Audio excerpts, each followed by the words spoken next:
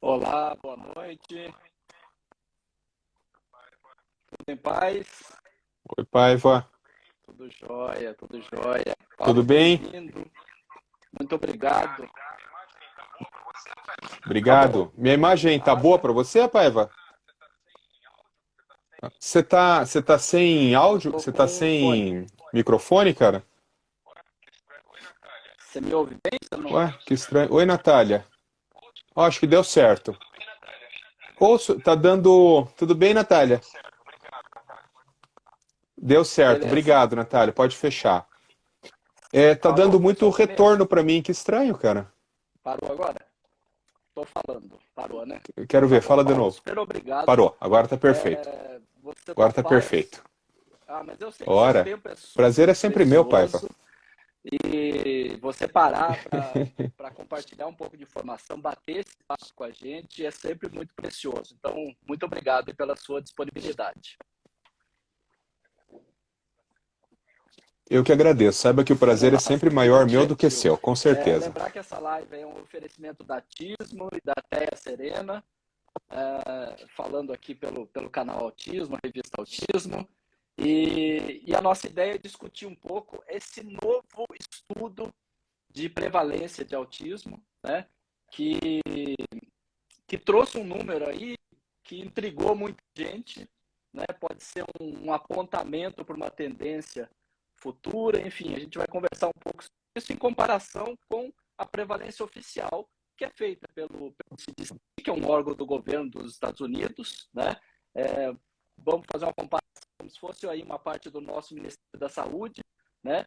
Que vai estudar prevalência, prevenção, enfim, tudo o que for relacionado a doenças e condições de saúde lá em sul norte-americano. É isso, Paulo? Falei besteira? Perfeito.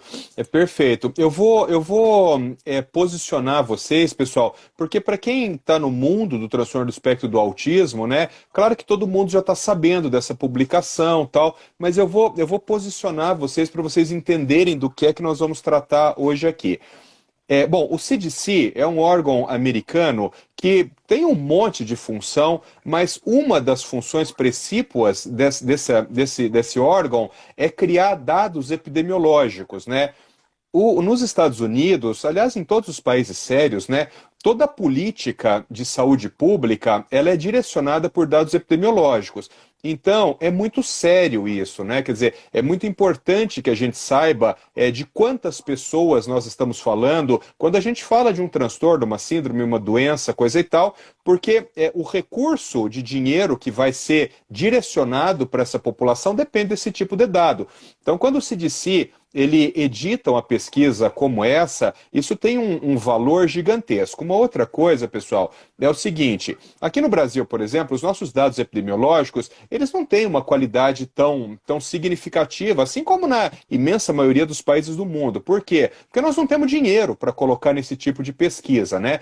Então, todos os países do mundo, a imensa maioria, acaba seguindo essas normatizações do CDC, desses dados epidemiológicos americanos. Então, provavelmente esse número que a gente vai estar discutindo hoje aqui, ele vale para os Estados Unidos e ele vale exatamente igual para nós também, né? Quer dizer, não há motivo para a gente imaginar que aqui no Brasil os dados eles fossem diferentes disso. Muito bem. Então, o que é esse número? Agora, em julho de 2022, agora acabou de ser publicado numa revista que chama JAMA Pediatrics. A JAMA Pediatrics, para vocês entenderem, ela é uma revista de altíssima qualificação técnico-científica, né? É uma revista que, quando você tem um artigo publicado lá, muito provavelmente, quase com certeza absoluta, aquilo que está publicado lá é um fato científico verídico. Então, quando você fala de uma revista como essa, do JAMA Psychiatry, do JAMA Pediatrics, da Pediatrics, por exemplo, há muita possibilidade desse valor estar certo. Então, o que esse estudo fez em linhas muito gerais, né? Esse estudo avaliou 12.554 pessoas entre 3 e 17 anos de idade. E ele criou um dado que nós chamamos de prevalência, né? O que, que é essa prevalência? Prevalência é um termo na estatística que a gente usa, que é uma medida de frequência da ocorrência de um evento. Então, a prevalência ela é uma medida de frequência que observa eventos novos e eventos já existentes. Então, quando você cria um número de prevalência, normalmente você pode interpretar isso assim de uma forma mais leiga, né? Assim, olhe, quantas pessoas nesse grupo aqui tem determinado evento. Esse determinado evento pode ser uma síndrome, uma doença, pode ser careca, pode ser qualquer coisa, né? Então, esse estudo do JAMA Pediatrics, ele mostrou uma prevalência de 1 para 30 no transtorno do espectro do autismo. O que significa isso? Isso significa que de cada 30 pessoas com idade entre 3 e 17 anos, uma está dentro do transtorno do espectro do autismo. Por que esse dado, pessoal, é um dado que, não vou dizer chocou, mas ele é um dado que ele chamou muito a atenção? Porque quando você faz uma análise de prevalência, você percebe que o autismo está se transformando num transtorno cada vez mais prevalente. Vejam, tem que tomar cuidado com esse tipo de análise, né? Você não pode pegar uma prevalência aqui e simplesmente comparar com uma prevalência anterior aqui. Quando esse estudo saiu, o que o pessoal começou a falar na rede, e na verdade é um erro, né? O pessoal começou a comparar essa prevalência com a prevalência de 2019 e falar assim, puxa, mas era 1 para 44 e agora passou para 1 para 30, então quer dizer que está aumentando o número de autistas, nascendo mais autistas no mundo, né? Não é isso, né, gente? Então, no estudo anterior, ele olhou para um grupo diferente de pessoas, né? Ele olhou para um grupo de pessoas mais jovens, de crianças mais jovens, né? Esse estudo agora do CDC, ele é um estudo muito maior, ele tem quase 3 mil indivíduos, 13 mil indivíduos, e ele ampliou essa avaliação para pessoas na adolescência e no começo da juventude. Então, o que significa isso? O que a gente tem que interpretar, e aí eu acho que a nossa discussão nessa conversa de hoje vai girar em torno disso, né? Quando esse estudo ele amplia o número de pessoas, a idade das pessoas, então de 3 a 17 anos, isso tem um impacto direto sobre a prevalência. Por quê? Porque você começa a colocar nesse grupo de pessoas autistas quem tinha autismo nível 1, que naquele primeiro estudo, que só avaliou crianças pequenas, as crianças pequenas que tinham autismo nível 1, muito provavelmente elas não estavam diagnosticadas. Então, não é que elas não tivessem autismo, é que você não consegue fazer diagnóstico de autismo nível 1 numa criança de 2, 3 anos de idade. Então, essa prevalência agora, ela é mais fidedigna. Por quê? Porque ela pega uma população maior. E é muito provável que se a gente continuasse ampliando essa idade, por exemplo, em vez de 3 a 8 anos, esse aqui foi de 3 a 17. Um novo estudo que avalie, por exemplo, de 3 a 40, provavelmente vai aumentar mais ainda. Por quê? Porque você vai estar fazendo diagnóstico de pessoas que aos 17 anos ainda não estavam diagnosticadas. A importância disso, gente, não é o número é irrelevante. Se é 1 para 44, se é 1 para 30, ou se é 1 para 12, ou se é 1 para 60, não é irrelevante. A questão é a gente entender que existe uma faixa do transtorno do espectro do autismo cujo diagnóstico ele ainda não está bem feito. Os critérios diagnósticos eles não têm uma sensibilidade, uma acurácia adequada em uma determinada faixa do autismo, que é o autista nível 1 oligossintomático. Óligo, do grego, pouco, oligossintomático. Então, o autista nível 1 com poucos sintomas, ele às vezes fica fora da pesquisa e às vezes ele fica dentro da pesquisa.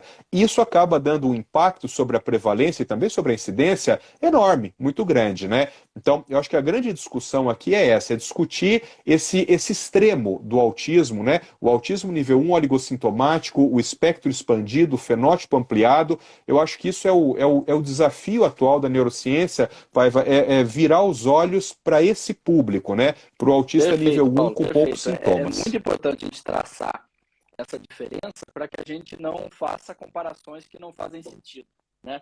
Você disse muito bem, o CDC está pensando em crianças até 8 anos, eles têm um cuidado ali de demorar um tempo até para soltar essa estatística, para fazer a revisão dos dados, para confirmar aquele diagnóstico, para dar um tempinho, né, para ver se aquilo não foi um erro. E, logicamente, quanto mais a gente abrir esse range, né, esse espectro de idades, né, a gente vai pegar a gente com diagnóstico tardio, que é o que acontece na realidade, né? Até mesmo o acesso à saúde influencia nisso, né, Paulo? Porque, por exemplo, vamos dar um exemplo aqui. Nesse último estudo, os hispânicos têm uma prevalência de 1 em 33, no mesmo estudo que é de 1 para 30. Por quê? Porque nos Estados Unidos há uma tendência de que latinos tenham uma condição de vida menos privilegiada e tenha menos acesso à saúde. Menos acesso à saúde é menos acesso a uma possibilidade de diagnóstico, né? Exatamente. Então, Menos assim, diagnóstico. então Claro. isso também é algo que o CDC Perfeito, também perfeito. tem percebido nos estudos deles, né? E sem dúvida nenhuma é algo que vai influenciar os números, né? Não tem como. Eu estava, Paiva, discutindo com um colega de São Paulo, nós estamos escrevendo um capítulo de livro tal, e a gente estava pensando em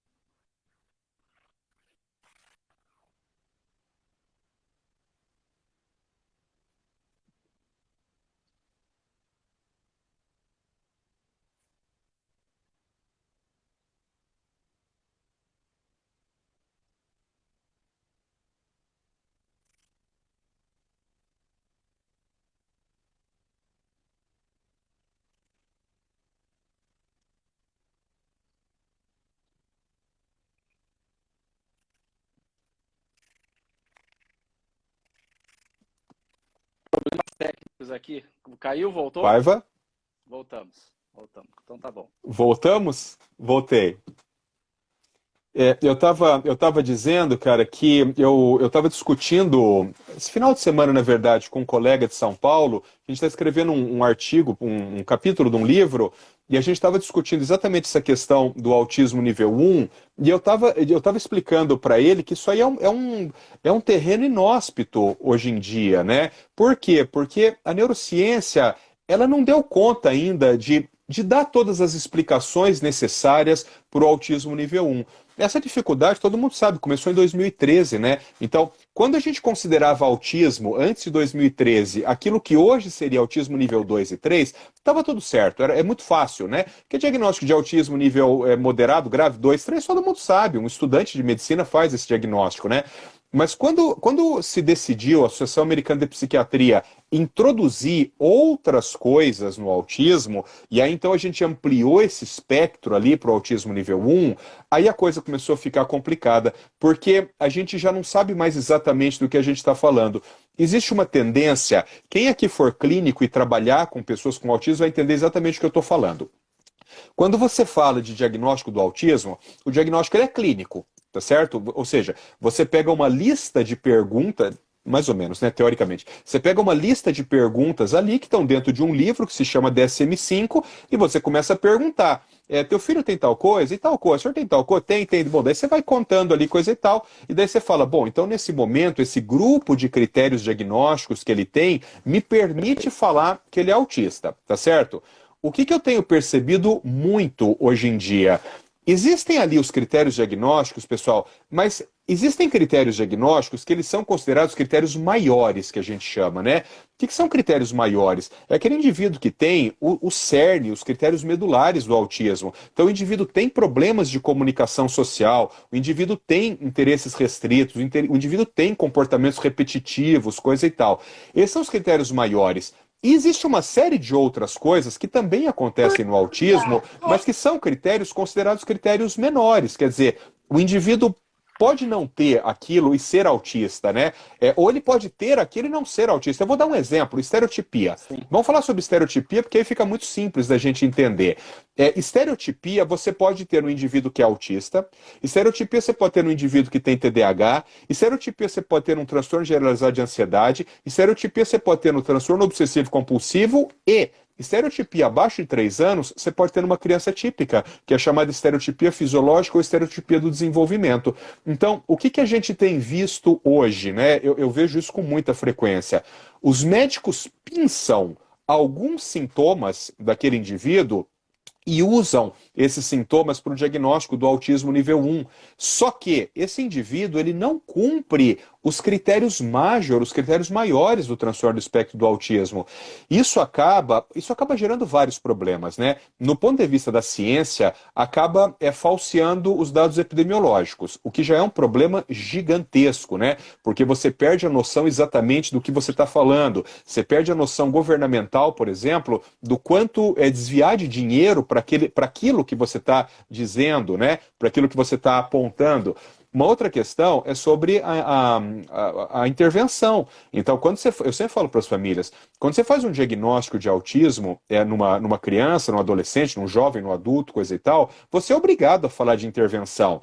Então, não tem fazer diagnóstico de autismo e daí dizer assim, não, tudo bem, então volte daqui a 6 meses para a gente ver como você vai estar. Não existe isso. Uma vez feito o diagnóstico, você é obrigado a começar com uma intervenção. E essa intervenção, muitas vezes, Paiva, ela é uma intervenção pesada, você sabe bem disso. É uma intervenção que vai mudar a vida daquela criança, vai mudar a vida daquela família. Então, tem que tomar muito cuidado quando você vai fazer o diagnóstico, principalmente se é autismo nível 1, né? Então, outro problema também, cara, que eu estava até hoje conversando com uma família, a gente fala muito desse autismo nível 1 ali, que ele vai se tocando com a pessoa típica e tal, mas tem um problema também, que é aquela criança que tem uma forma muito grave de um transtorno do neurodesenvolvimento, isso também é um problema diagnóstico que é pouco falado.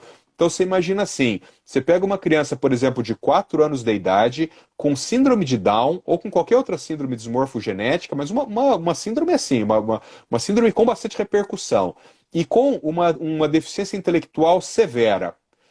Esse é um público cujo diagnóstico do autismo também é muito difícil. Não é só o autismo nível 1. O autismo nível 3 com comorbidades, ele também é muito difícil. Porque num caso muito grave como esse, imagina uma criança de 4, 5 anos com síndrome de Down, uma deficiência uma deficiência intelectual bastante importante, às vezes você tem dificuldade de perceber os sinais e sintomas do autismo ali. Então, eu acho, Paiva, que os dois extremos do espectro, eles são problemáticos.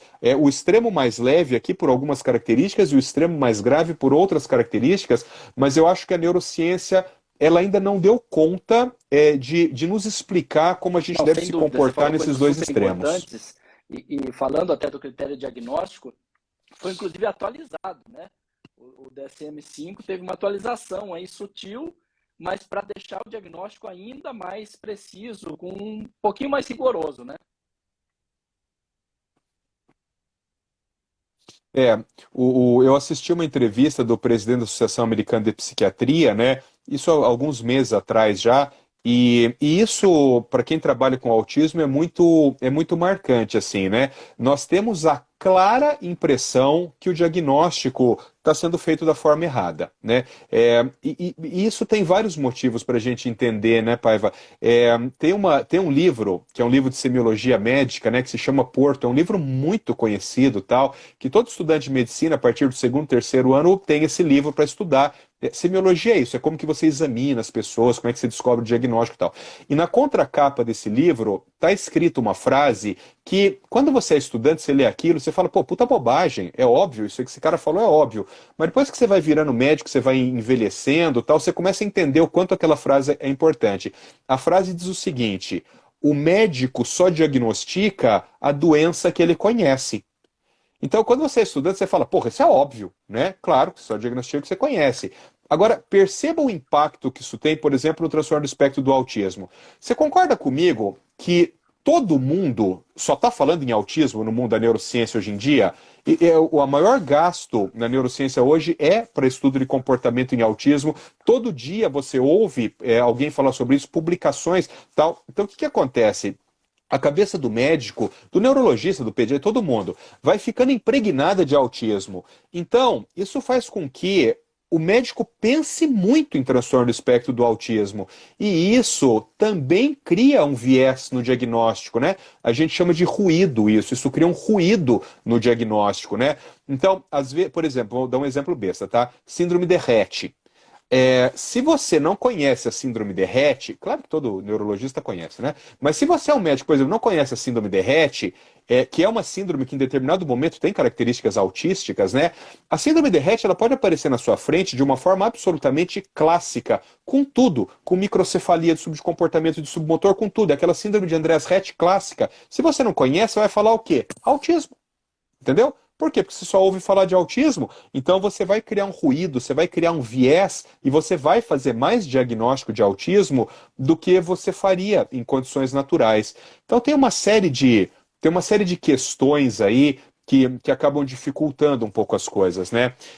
Hoje em dia é muito comum também que pais de autistas tenham de uma forma muito superficial, vamos dizer assim, o diagnóstico de autismo. Então o cara tem lá seus 40 anos, tem um filho autista, uma filha com TDAH, ele vai no psiquiatra e ele fala, olha, eu tenho um filho autista, uma filha com TDAH, estão fazendo intervenção, são crianças mais graves, coisa e tal, e eu vim aqui para me investigar.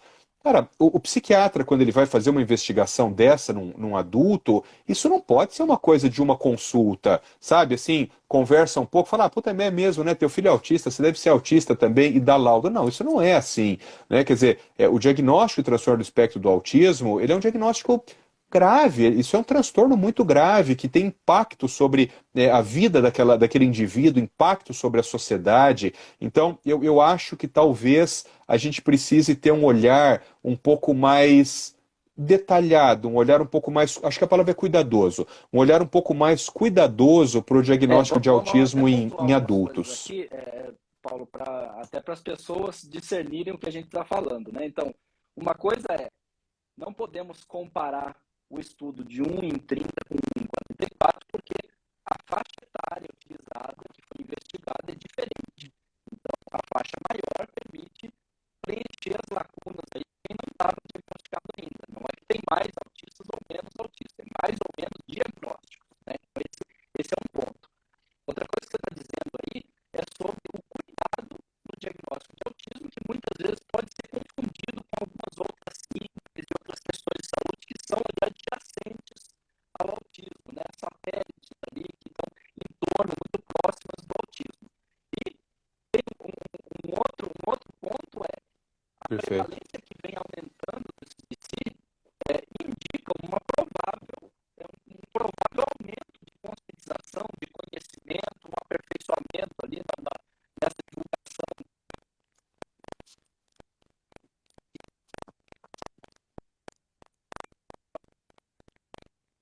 Que não tem diagnosticado mais gente e nem que tem nascido mais autistas do que tinha 5 anos atrás, né?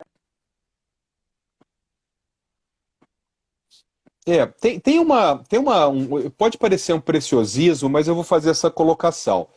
Tem nascido mais autista, mas não pelas razões que as pessoas imaginam. Então as pessoas imaginam, sabe aquela coisa lunática? Não, são os organofosforados, é o agrotóxico, não tem nada, não tem nenhuma evidência que fale sobre isso, né? Não é alimento, não fala nada sobre isso. Mas o autismo, existe o autismo genético, esse é o que todo mundo sabe, né, essa forma mais clássica, mas existe um tipo de autismo que a gente chama de autismo lesional, né? Seria um autismo sindrômico, alguma coisa assim, né? O que é esse autismo? É um autismo em que você tem uma lesão cerebral e essa lesão cerebral te permite cumprir os critérios diagnósticos do autismo. Então, por exemplo, você imagina um indivíduo com paralisia cerebral. Paralisia cerebral, a gente sabe que é uma alteração no lobo frontal, né? Então você tem uma alteração na área motora e essa alteração na área motora provoca a paralisia cerebral.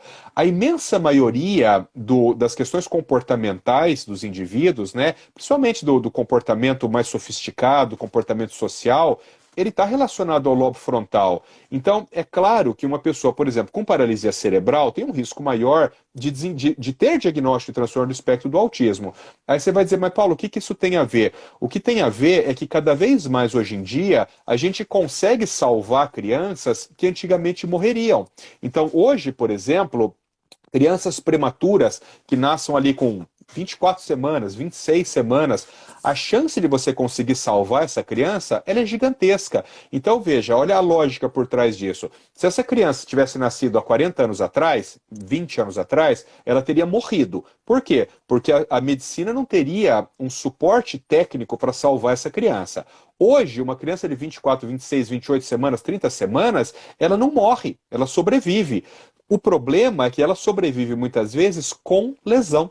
Com lesão da onde? Do lobo frontal. Então, é verdade que existem coisas acontecendo no mundo que estão relacionadas ao avanço da medicina que estão aumentando a incidência a incidência mesmo de autismo. Você quer outro exemplo? Cirurgia cardíaca. Cirurgia cardíaca, há muito tempo atrás, não salvava ninguém, todo mundo morria. Então, você pensa lá, 40, 50 anos atrás, se você nascesse com uma malformação cardíaca, você ia morrer, tá certo?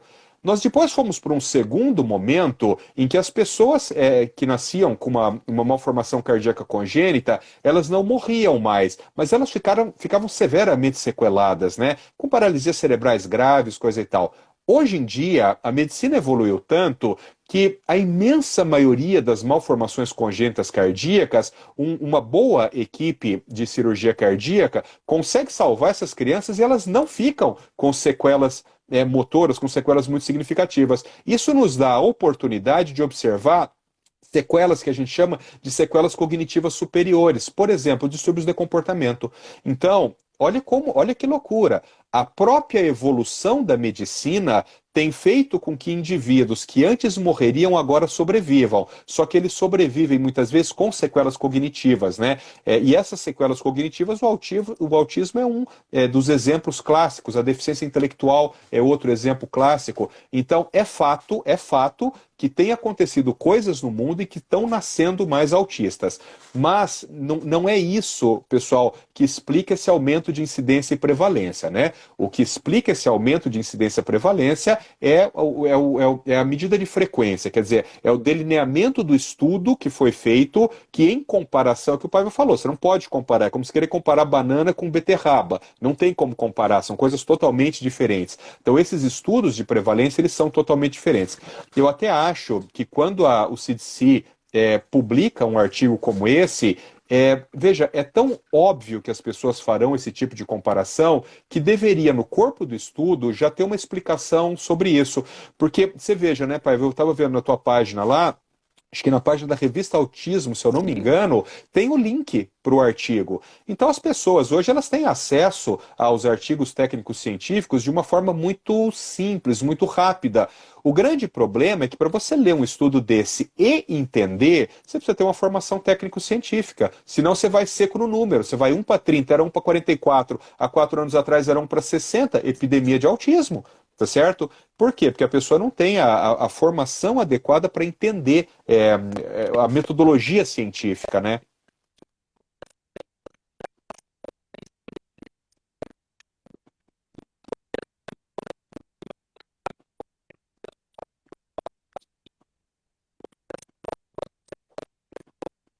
Tá bom, perfeito.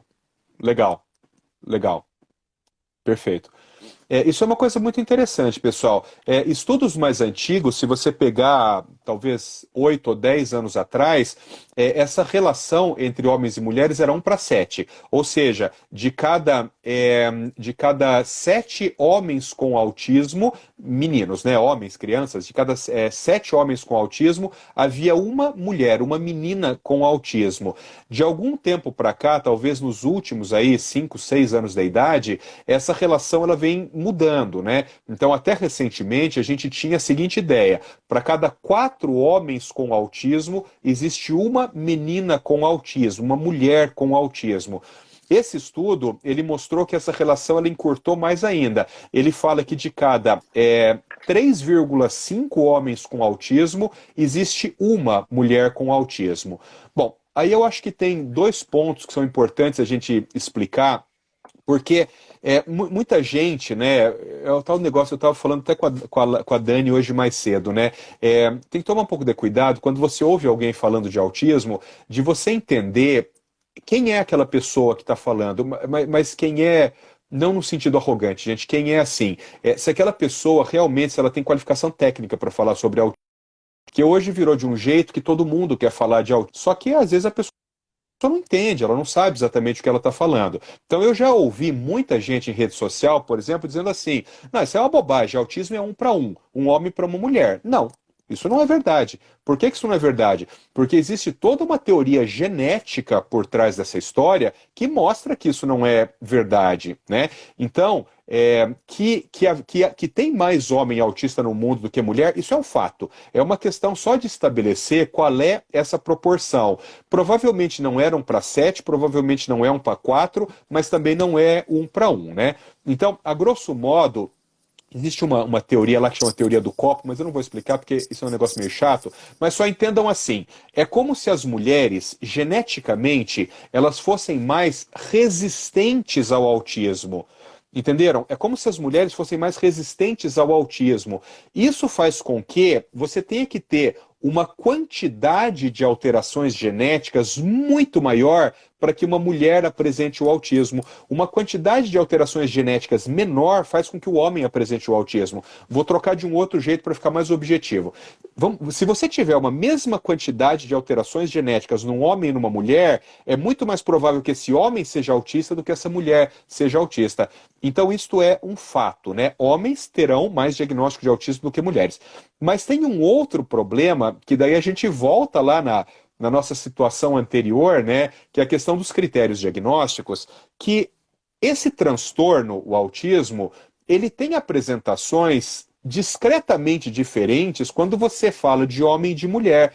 Perceba, gente, que isso aí não é só em autismo. Quando você fala de depressão, depressão é diferente em homem e mulher. Quando você fala do transtorno do espectro da esquizofrenia, o transtorno do espectro da esquizofrenia é diferente em homem e mulher. O transtorno do autismo também. Então, os critérios diagnósticos do DSM-5, eles estão bem ajustados, eles estão melhor ajustados para o diagnóstico em homem, mas eles não estão adequadamente ajustados para o diagnóstico em mulher. Então, o que significa? Que tem uma quantidade enorme de mulheres com autismo sem diagnóstico. Daí você vai falar: Paulo, mas por que você está falando mulheres? Por que criança não? Porque a menina autista, normalmente ela tem autismo nível 2, 3, e aí ninguém vai errar esse diagnóstico, ele é muito mais simples. O grande problema hoje está nas mulheres com autismo nível 1, porque esse grupo de mulheres com autismo nível 1 é um grupo que está sendo muito Perfeito, Paulo. Você me negligenciado ouve atualmente. bem agora? Então tá bom. Então, pessoal, avisa aí se Perfeito, resolver para o mim tá problema do ótimo, áudio. Paiva. Paulo, super importante, você falou lá, o estudo está disponível para as pessoas lerem. Lógico que nem é todo mundo que está habituado a ler um paper, um estudo científico, mas está lá. Esse estudo não era aberto, tá? Ele é fechado. Eu entrei em contato com a JAMA Pediatrics para pedir para eles, para eu conseguir ver o estudo e ler, e eles graciosamente, né, deram a cortesia de dar um link aberto para os leitores da revista Autismo. Então, não é todo mundo que tem acesso. Eu ia até te perguntar como é que você fez isso, cara, porque tem que pagar, né, Exatamente. para conseguir ler o estudo da Jump, já que você tem que pagar. É. E eu vi lá e o link lá, ele é free, né, cara? É só entrar lá. Todo mundo, pessoal, que você pode entrar lá e baixar, depois você dá um Google ali, transforma em português. Quem tiver dificuldade para ler inglês, e pau, lê o artigo inteiro ali. Isso, né? Eu sabia da importância que tinha esse estudo, e eles também entenderam, né? Imagina, um veículo do Brasil, tal, e liberaram para a gente. Então, pô, então você é o canal. Quando eu a quiser gente faz estudo uma grátis, eu vou reportagem a pedir para respeito, você, e então, eles porra. liberam lá, né? Pode ser um caminho. Paulo, super importante essa sua explicação em relação a essa relação de gênero, né, do autismo, e lógico também que outro ponto que a gente tem que sempre destacar é: se eu aumento a faixa etária e há uma tendência de um diagnóstico mais tardio nas meninas, lógico que vai ter mais meninas diagnosticadas se eu for estudar uma população que seja mais velha, né? E eu acho que aquele exemplo que você deu no começo, se a gente ampliar isso para 3 a 40 anos de idade, eu tenho certeza absoluta que mais mulheres ainda aparecerão. Nunca eu acho que vai chegar no 1 para 1, essa não é a minha percepção também, né? Mas talvez o 4 para 1 seja um número que esteja demonstrando um subdiagnóstico de mulher, né? Hipertrofiado, né? Tem outro problema, viu, Paiva? Que isso aí vai sair muito da minha área, mas é uma coisa que eu gosto muito também de pensar sobre isso, que é o autismo na terceira idade, viu? Eu estava hoje Tem uma conversando, reportagem sobre isso é isso na muito pouco próxima edição da falado, revista viu? Autismo, Mas é sai em muito setembro agora, importante. feita pela Sofia Mendonça e a Selma. Puta, As duas fantástico. fizeram uma reportagem sobre autismo na terceira idade e ficou muito bom. Cara, isso é fantástico, é um tema que ele precisa demais ser discutido. Eu vou contar uma história que aconteceu hoje comigo no consultório, e voltou a trazer isso aí na minha cabeça, assim, né? Uma mãe, enfim, o moleque dela é autista, tal, ela também tem autismo, a mãe também tem autismo nível 1, bem clássico, o menino é grave, mas ela tem um autismo nível 1 bem clássico, e ela estava me contando que o pai dela também não tem diagnóstico, é um cara que tem 80 e poucos anos de idade, mas o pai dela, ela tem certeza que também é autista. E daí, por curiosidade, eu falei, puta, então, mas me conte, por que que você pensa isso? Ela falou, doutor Paulo, eu vou dar um exemplo para o senhor. Eu viajei agora para uma cidade tal, que é onde ele mora, para fazer uma visita para ele. E por uma fatalidade, eu acabei me atrasando durante 15 minutos, o horário do almoço, que eu tinha que chegar lá. Estragou o final de semana. Por quê? Porque ele passou todo o final de semana se reportando ao fato de eu ter atrasado 15 minutos do almoço. Veja, gente, bom, o que é o nome que eu dou disso? Rigidez comportamental. Ué, rigidez comportamental, isso não é que ele é rabugento, que ele é velho chato, nada, isso se chama rigidez de comportamento. Você deu uma explicação para uma pessoa, olha, isso aconteceu por conta disso, disso e disso, foi assim, aconteceu tal coisa, por isso eu me atrasei. Uma pessoa típica fala, tudo bem, atrasou 15 minutos o almoço, vida que segue, vamos aproveitar o final de semana. Alguém com rigidez de comportamento, não, ele não aceita aquilo. E o pior, ele ficou o final de semana inteiro falando sobre aquilo. Qual que é o nome que eu dou para isso? Pensamentos reverberantes. Ou seja, ele fica pensando sobre aquilo, aquilo incomoda ele de novo e ele volta a tocar naquele assunto com aquela moça. Então você veja um pouco, você tem noção do grau de sofrimento que isso traz? Porque atrasar 15 minutos, gente, vai acontecer na sua vida. Tá certo? Você comprar um livro pela internet que tinha que chegar hoje, não chega, chega amanhã, vai acontecer na sua vida. Você pedir uma comida, a comida chegar fria, vai acontecer na sua vida. Então, o impacto que isso tem sobre os indivíduos, mesmo indivíduos de terceira idade, coisa e tal, é gigantesco. Então, nós não, porque eu não faço adulto, mas os psiquiatras, eles teriam também que voltar o seu olhar para esse grupo de indivíduos de terceira idade, porque, veja, se existem estudos da Idade Média, e eu estou falando então do século V ao século XV depois de Cristo na Europa, estudos da igreja, documentos da igreja documentando indivíduos com diagnóstico de autismo, esses indivíduos eles sempre estiveram entre nós. Tá certo? Eles não brotaram em algum momento na humanidade, eles sempre estiveram aqui com nomes diferentes, né? Então antes era porque o sujeito era possuído, depois era porque o sujeito era não sei o que lá, coisa e tal, e hoje a gente entende. Portanto, essas pessoas, elas chegaram à maturidade, né? Hoje, então, existem um mundaréu de pessoas com 70, 80, 90 anos com transtorno do espectro do autismo e sem intervenção. E aí você vai dizer, porra, Paulo, mas já chegou com 70 anos, deixa o cara assim, não. Intervenção comportamental você pode fazer em qualquer idade. Você pode fazer em bebê de 6 meses, você pode fazer num sujeito de 105 anos. Então não deixa assim, não. Uma vez que o diagnóstico correto for feito, você pode implementar uma boa intervenção e você pode melhorar a qualidade de vida dessas pessoas, independente da idade Paulo, que elas perfeito. tenham. Queria só retomar um pouco, voltar nesse 1 em 30, 1 em 44, que se a gente pegar o estudo do CDC, Paulo, e considerar só o estado da Califórnia, que é o estado mais rico, um dos mais populosos dos Estados Unidos, se o estado da Califórnia fosse um país, seria a quinta economia do mundo. Então, é algo completamente plausível a gente pensar o estado da Califórnia como um país, né? Lá, naquele estudo do CDC, na Califórnia, a prevalência era 1 em 26. Para você ver que quando a gente aumenta o número, a gente aumenta a acurácia, né? Porque o erro vai se dissolvendo, né? Eu fico triste de ouvir isso aí, cara. Eu fico triste de ouvir isso aí porque eu fico pensando em nós aqui, né, Paiva? Fico pensando em nós aqui. Se você fizesse, tá, então não vamos falar da Califórnia, não, vamos falar do Acre. Sem dúvida. Cara, não tem autista. Simplesmente não tem. Por que que não tem? Porque ninguém faz diagnóstico, né? Então fica é um mundaréu de gente sem diagnóstico, sem intervenção. E tem uma coisa, Paiva, que tem me feito pensar muito assim nos últimos anos, né? Que é o impacto que a falta de diagnóstico tem.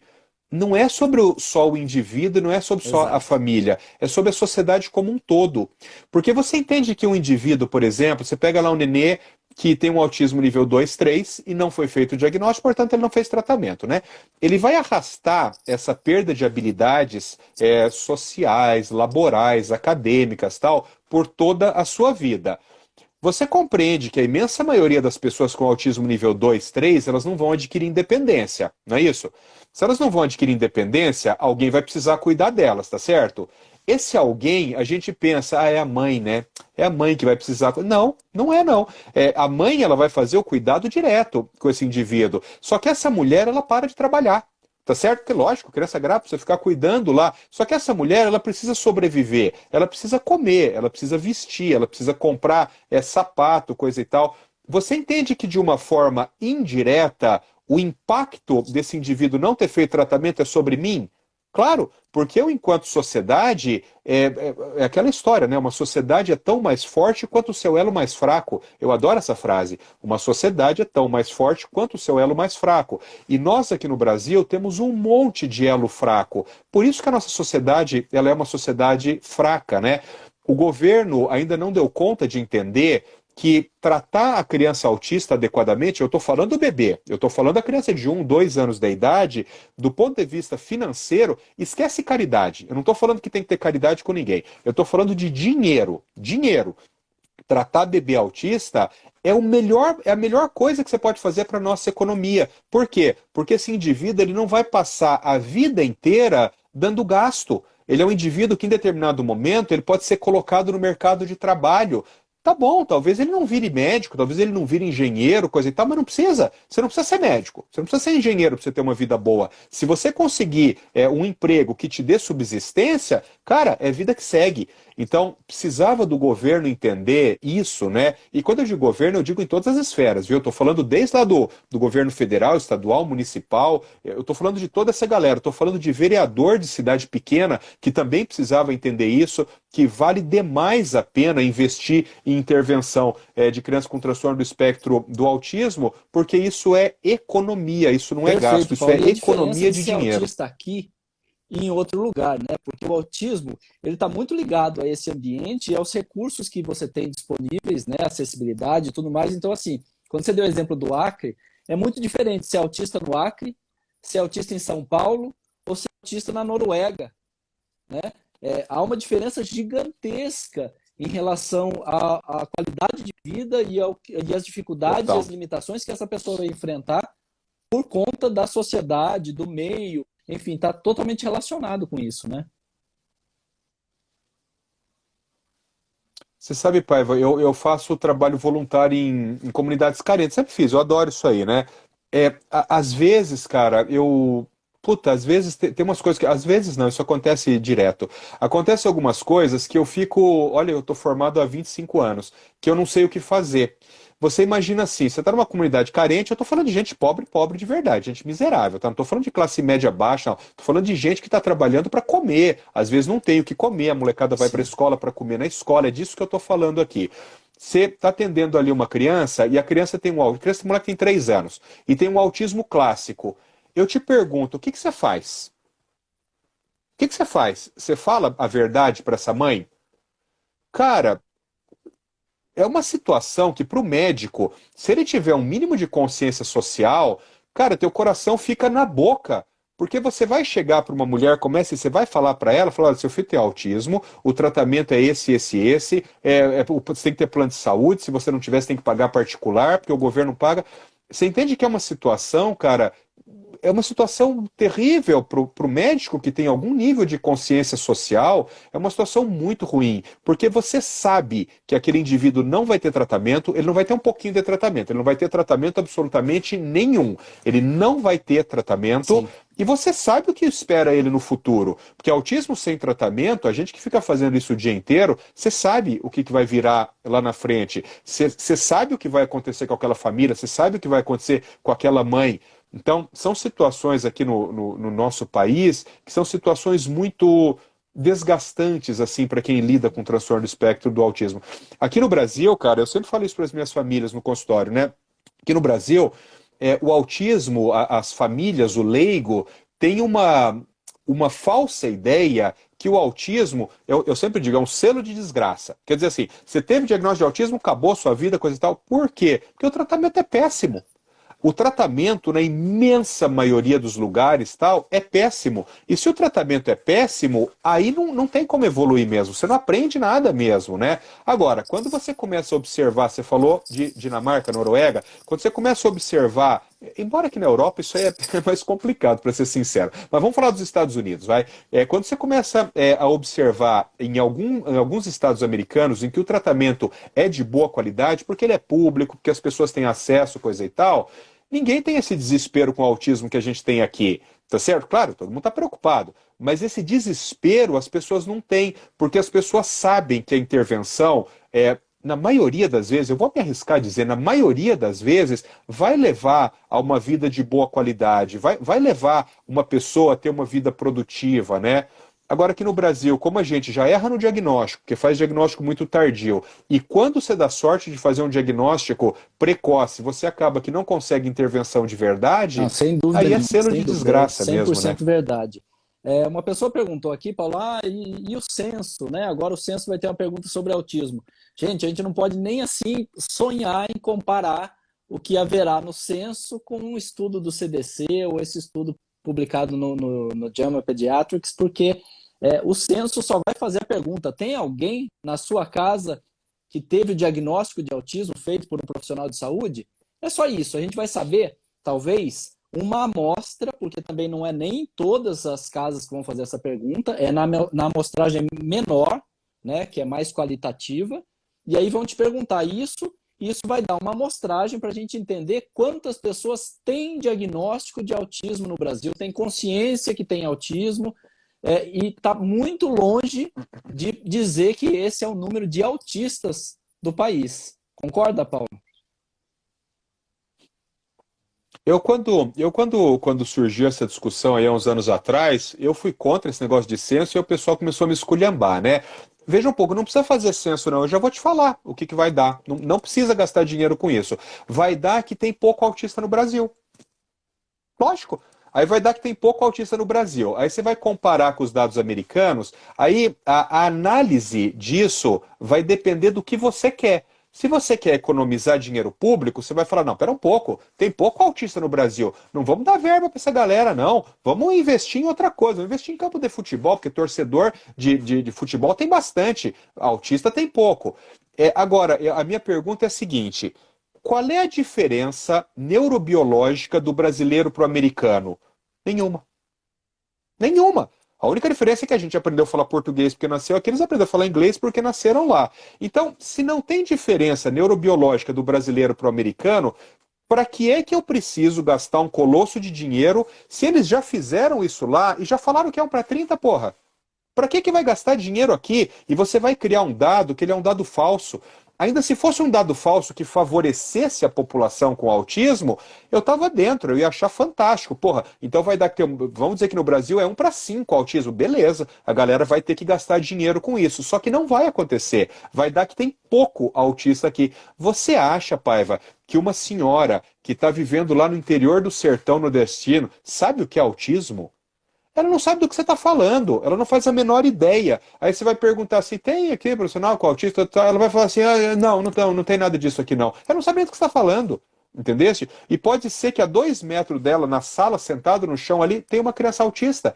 Ou seja, esse dado, ele não vai trazer informação nenhuma. A chance disso piorar, diminuir a quantidade de recursos que a gente desvia para a saúde, que já é pouco, é muito grande. Então eu acho, na verdade, que isso foi um tiro no pé. A comunidade se movimentou muito para conseguir isso, A e na leitura, minha imagino eu que opinião, poderia é um ser a seguinte, equívoco. né, Paulo, para tentar remendar isso, o dado veio baixo, eu comparo com o número americano, sei que não há nada que evidencie uma prevalência maior de autismo aqui do que lá ou vice-versa, e aí eu vou ter que falar assim, ó, vou ter que investir muito em conscientização e diagnóstico, porque está faltando diagnóstico no país. Eu tenho uma ideia melhor. Eu tenho uma ideia melhor que conseguiria publicar esse artigo lá no JAMA Pediatrics também. Pega uma cidade como Curitiba, que é onde eu moro, capacita E faz a 300 amostragem aí, né? profissionais, por exemplo, da pediatria, que estão atendendo na saúde básica, faz uma amostragem aqui, aplica MChat em todo mundo, quem der positivo encaminha para um neuropediatra, coisa, o cara faz o diagnóstico, pega lá 10 mil crianças, acabou. Porque se o americano é igual ao brasileiro, o paranaense é igual ao cara do Acre, é igual ao cara ao cearense, é igual ao paulista. Não precisa fazer no Brasil inteiro. Porque você sabe que essas populações têm questões culturais que são Sim. muito diferenciadas. É muito diferente você falar de um gaúcho e você falar de um cearense, por exemplo. A cultura é diferente, a percepção sobre saúde e doença é diferente. Então, a ideia era essa: pega um local que já tenha uma estrutura bem desenvolvida, por exemplo, aqui no Paraná, se daria para fazer isso, tem uma estrutura bem desenvolvida, traça um delineamento de pesquisa adequado, correto, põe um pouco de dinheiro nisso, que seria, Paiva, insignificante ao que vai ser gasto, por exemplo, no censo, né, nessa amostragem, e faz um estudo de verdade. E aí você pega esse dado, e esse dado ele é confiável, e você Perfeito, replica perfeito. Eu isso para acho o que Brasil seria uma inteiro. ideia excelente para a gente poder começar a fazer alguma coisa, porque a gente está engatinhando ainda, né? Paulo, eu não posso deixar de dizer aqui, essa live é um oferecimento da Tismo, e a Tismo faz o sequenciamento do exoma completo, a única no mundo que é especialista em autismo, e quem comprar o sequenciamento do exoma completo esta semana vai ganhar o Tismo 24/7, que é o quê? É uma atualização do seu laudo por um ano. Então você recebe o laudo hoje, daqui a um ano a ciência caminhou, a ciência evoluiu, descobriu mais coisas e pode ter mais respostas para você, né? Então você consegue ter um segundo laudo e ter novamente uma consulta de pós-teste, porque a Tismo também não entrega somente um laudo na sua mão.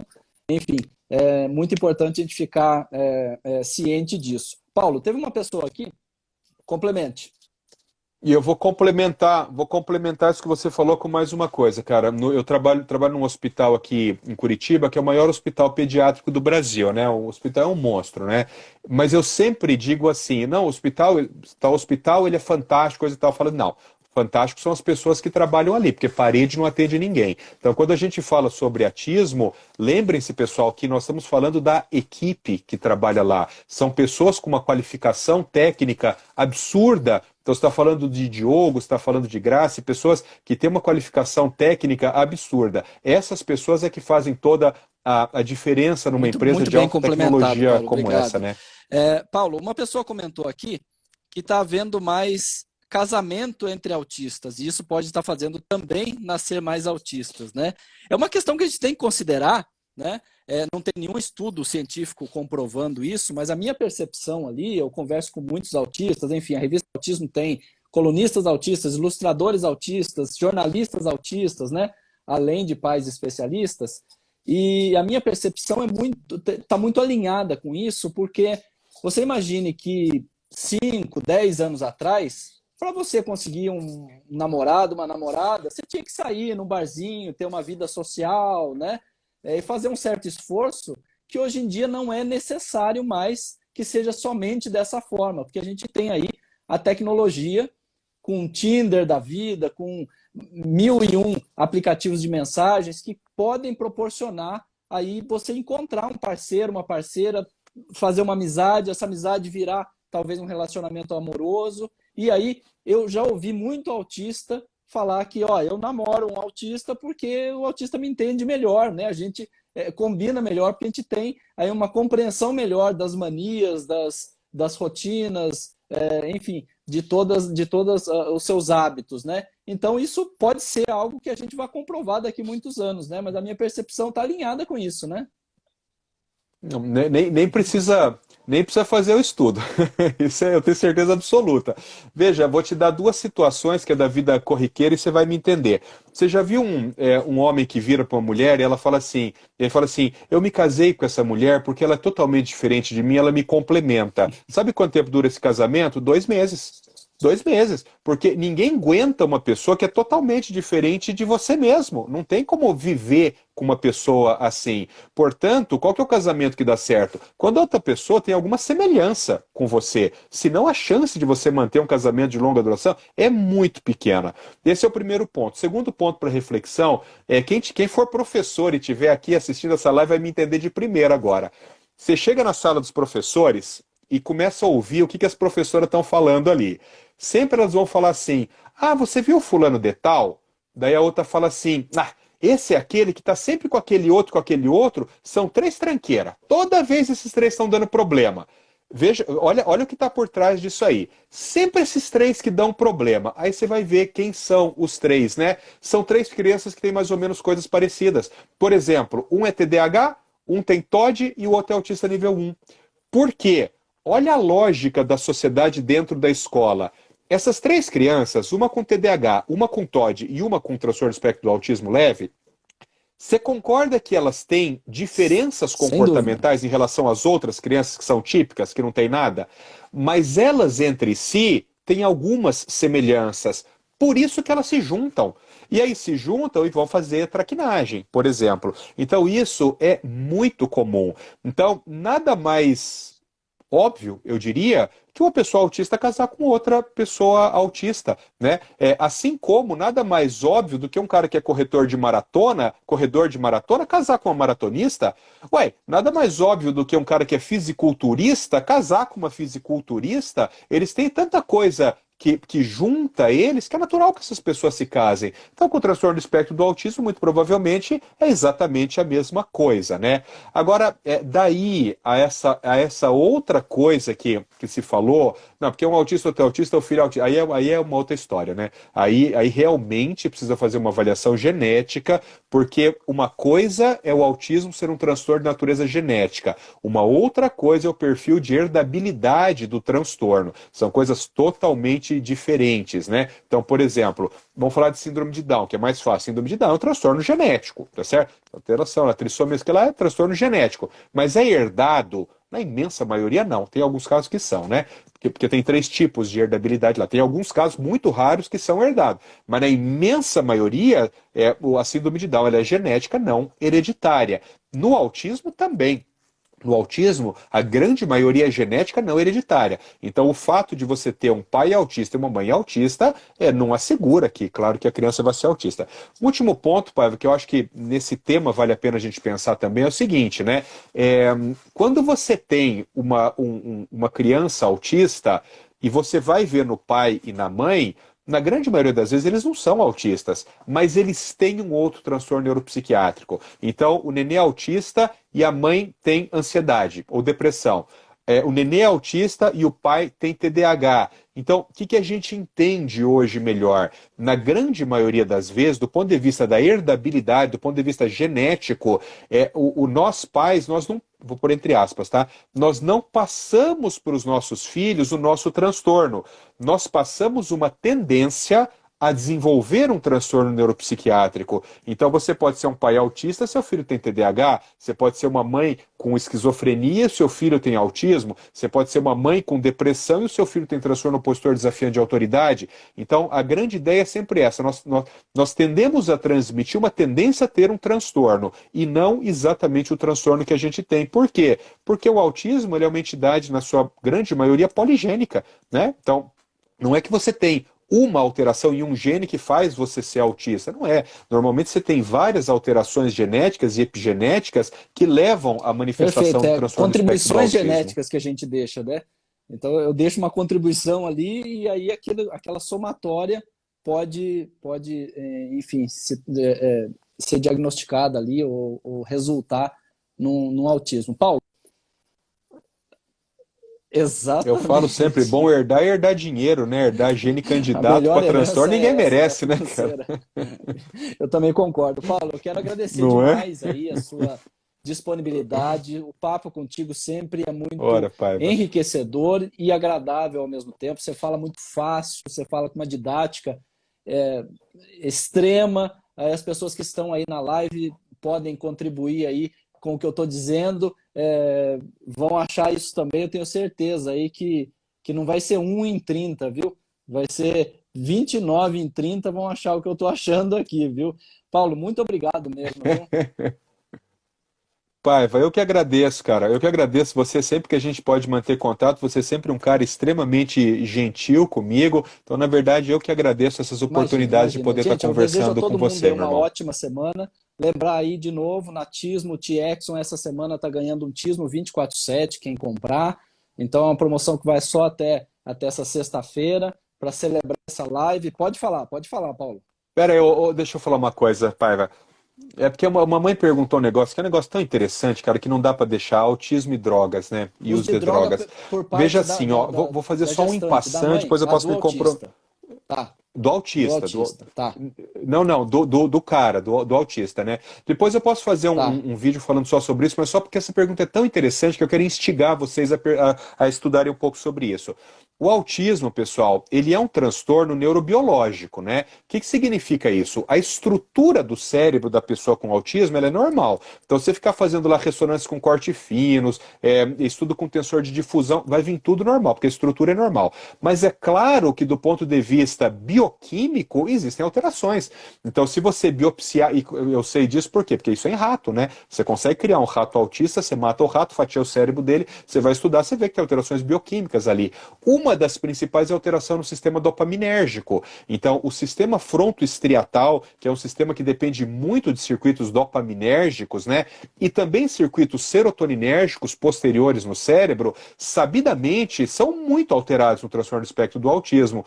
E isso aumenta o risco de uso de drogas. Então, é muito mais fácil, é muito mais provável que um indivíduo que tenha uma alteração no circuito dopaminérgico se vicie em algum tipo de droga ilícita, e mesmo lícita, mesmo em cigarro, em álcool e tal, do que um indivíduo que não tem alterações dopaminérgicas e serotoninérgicas no cérebro. É por isso que a incidência de uso abusivo de drogas em pessoas com transtorno neuropsiquiátrico chega a ser 6 a 12 vezes maior do que a de pessoas que não têm transtorno Imagina. neuropsiquiátrico. Desculpa, pai, eu acabei te A interrompendo, mas gente é não pede porque a desculpa pergunta para dar era, aula, era muito poxa. boa, cara. Paulo, super obrigado. Ó, se vocês não seguem o Thea Serena, por favor, sigam. Se vocês não seguem o Paulo Liberalesso, @Paulo Liberalesso, estão perdendo. Se vocês não seguem Atismo, estão perdendo. E se não seguem a revista Autismo, o canal Autismo, com notícias diárias, mais de uma por dia, a respeito de autismo, também estão perdendo, estão por fora aí desse universo ligado ao autismo. Paulo, mais uma vez, muito obrigado pela sua generosidade aí em compartilhar com a gente Obrigado, Paiva. tanto conhecimento, tanta sabedoria. Gente, Eu que obrigado, agradeço. até mais. Valeu. Tchau, tchau. Fiquem com Deus, pessoal. Tchau, tchau.